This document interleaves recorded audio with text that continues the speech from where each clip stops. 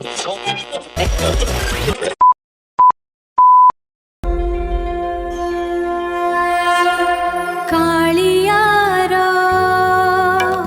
कथा। जय जगन्नाथ श्रोता बंधु, आपण मैंने शुणुंट ओडिशा डिजिटल रेडियोर कार्यक्रम मधुर बार्तारे कालियार कथा। आ मो आरजे मधु आज आपण मन नहीं आसी एक कहानी जार शीर्षक रही कालियार कृपा। जाजपुर जिलार गोटे छोट गाँव में रोला माधव। सी थिला श्री जगन्नाथंकर जड़े परम भक्त। प्रतिदिन सकाळे उठी से केवल गोटे कथा कहला, जय जगन्नाथ जय जगन्नाथ। दिने कौन है, माधवंक माँ हठात असुस्थ हो पड़े। डाक्तर कहले तांको तुरंत औषध आनी देवाक पड़िबो, किंतु माधवंक पाखरे गोटे हेले टंका नथिला। आखिरे आखि लुह नहीं से गाँर जगन्नाथ मंदिर को गला। बड़ ठाकुरंक आगरे मुंड नुआई प्रणाम करी निज गुहारी कहला जे कालियारे कालियारे मु तो किछि मागुनी, कालियारे कालियारे तू मो माँ को भल कर दे, मो माँ को भल कर दे कालिया। निज प्रार्थना सारी से घर को फेरथला। रास्तारे जड़े वृद्ध ताको डाकी कहले, हे बाबू हे, अरे अरे तुम मुहरे बहुत दुख देखुची।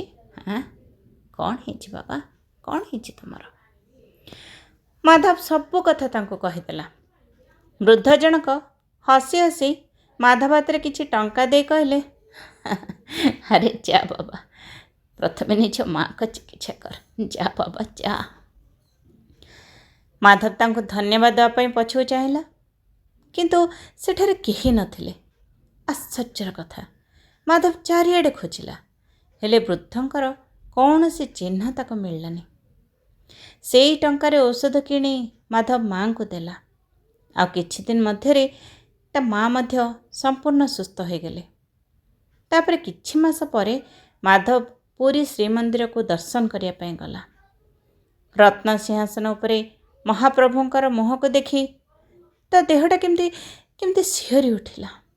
से हस, से करुणा, ठीक से वृद्धंक मुह परी। माधव आखिरु आनंदर लुह बोहीगला। से बुझीगला जे भक्तर डाक केबे मध्य व्यर्थ जाएनि।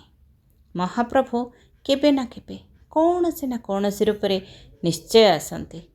से दिन ठारू माधव गोटिए कथा कहबाको लागिला जे विश्वास रख, कालिया केबे मध्य निराश करंती नाही।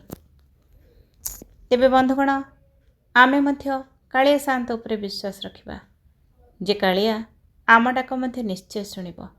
कारण कालियार कृपा सबु बेले ता भक्तंक उपरे अनवरत रही थाए। विश्वास रखंतु, विश्वासर जय हो। आओ मन खोली कहंतु जय जगन्नाथ। तेबे आगामी अध्याय पुणी भेट हबो। वर्तमान पे ते विदाय नेउछि। निजर जत्न नियंतु, सुस्थ रहंतु। जय जगन्नाथ, धन्यवाद। कालियार